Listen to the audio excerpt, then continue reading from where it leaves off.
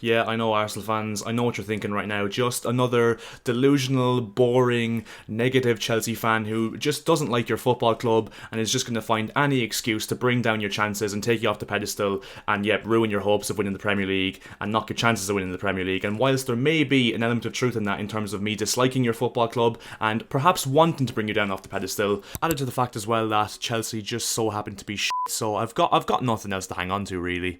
I'm going to just put aside my existing Arsenal agendas, which I will fucking make clear do exist, by the way. I'm going to put those agendas aside just for this video to explain why I think Arsenal will not win the Premier League. But yeah, before we get into my opinion on Arsenal not winning the Premier League this season, even though you've got a 7-point gap at the top of the table at this moment in time following the 4-2 victory over Brighton at the Amex Stadium tonight, I'm going to give you your praises, Arsenal fans, because I know you're starving for it. I'm going to give you my honest opinions on, the situation that Arsenal are in and have been in for the last, year and a half, 2 years under Mikel Arteta. So first of all, I just want to say that, summed up in my opinion, I think the season that Arsenal are having, and including last season as well, I think embodies what every single football fan would just want from their football club.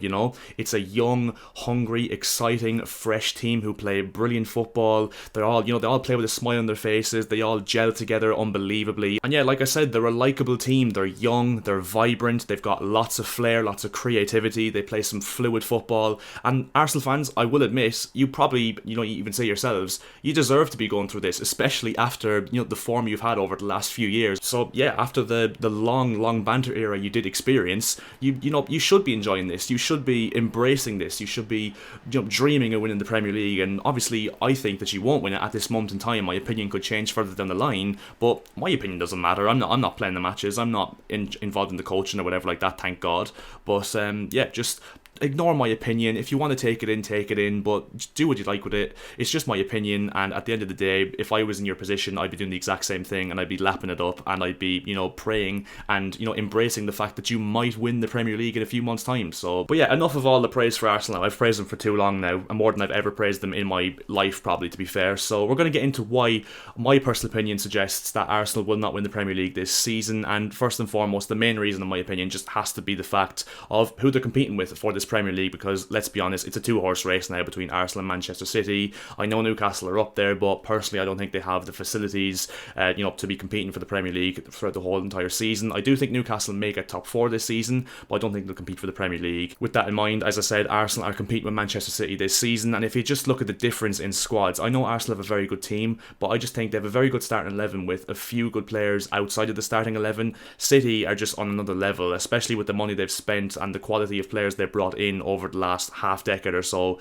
They've just got players in absolutely every position. They're stacked with absolute quality. But yeah, long story short, they're more equipped, in my personal opinion anyway, to deal with injuries. You see Gabriel Jesus, who got injured, and although Eddie Nketiah has stepped in and done very well, it's obviously questionable whether he'll be able to continue that level that Gabriel Jesus has been setting for the first half of the season for the rest of the season, or however long Jesus is out injured for. And personally, I think that if Arsenal lose Thomas Partey or even William Saliba or even Martin Odegaard, they might find themselves in a bit of bother, especially Thomas Partey, who in my opinion is the glue in that Arsenal team. I think he's their most important player by a country mile, and in my personal opinion, as I've alluded to in previous videos, I think the number 6 position in modern day football is the most important position and most influential position in modern day football, and I think Thomas Partey is one of the best in the world at that, and they don't really have anyone that can fill his boots. I know Sambi Lokonga's there and El Neni, but neither of them are anywhere near the level of quality that Thomas Partey possesses. So if he gets injured, I think they might be in a bit of trouble. Same with Saliba, if Rob Holding has to step into that position, who's not a bad defender by any means, but certainly not up to the level of Saliba,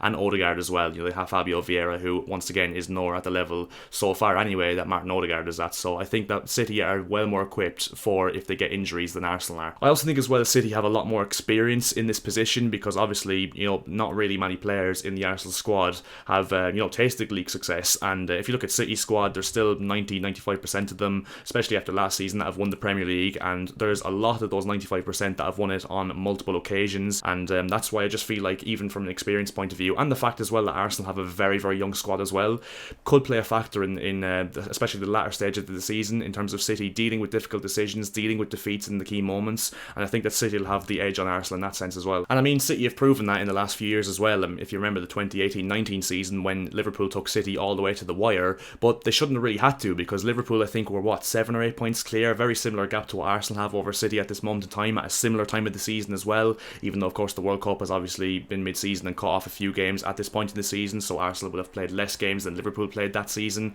But even still, Liverpool bottled a very, very important lead to Man City, and City, who were just relentless for the second half of the season, and if they have something to chase, they've proved time and time again in multiple seasons that they can chase it and they can close the gap, and I think that could be the case this season as well, and that's no guarantee as to whether they do it this season or not, but yeah, it's just evidence to suggest, and just the fact that City have been in that position before and have turned around leads like this in the past. And yeah, obviously there's evidence to suggest so far this season that it's not quite clicking for City, especially the way it's clicking for Arsenal this season. I think that, you know, they're probably relying a lot on Erling Haaland at this moment in time. He's got 21 goals in the first 16 games of the Premier League this season, which is just unbelievable, and obviously De Bruyne has been doing well, but besides those two, there's not really been a lot of attacking players, maybe bar Phil Foden, but he just seems to be not in the team anymore for whatever reason.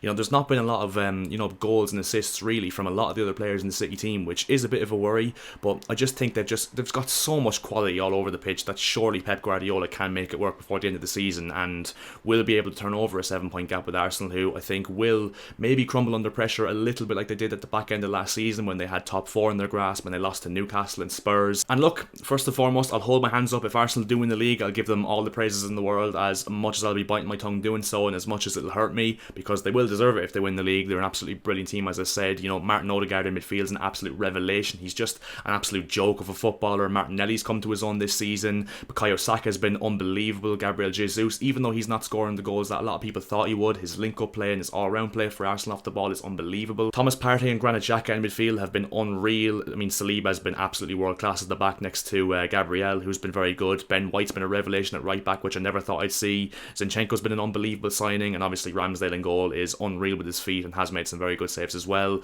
And Mikel Arteta's getting it right. You know, he's found a magic potion to get the best out of this Arsenal team, and it's working wonders. You know, it's coming up Millhouse so far, so if Arsenal do win the league, by all means I'll give them their praises. But even still, I have a question for, you know, you non-Arsenal fans anyway, because I know Arsenal fans will 100% disagree with this, but I think that Arsenal, if they do win the league, and this is nothing personal whatsoever as much as I'd like it to be, I think that if Arsenal do go on to win the Premier League, my honest opinion suggests that they'll be the third weakest, I'd say second or third weakest Premier League champions in terms of squad and personnel that the team has, behind probably Leicester 15-16 and maybe Blackburn in 95. But yeah, to conclude this video, will Arsenal win the Premier League? Let me know down in the comment section below, and yeah, if Arsenal do win the Premier League, I mean, fair play, maybe I'll change my mind in a few weeks time, but yeah, leave a like on the video if you did enjoy. I'm sure it'll get a lot of dislikes of Arsenal fans, so if you can kind of try and help me out in outweighing that by leaving a like, that would be massively appreciated. And also if you could subscribe to the channel as well, that would be massively appreciated, because we're looking to hit 1,700 subscribers as soon as possible. I need to stop talking before I lose my breath, and yeah, I'll see you guys in my next video, and yeah, chat to you later. Happy New Year.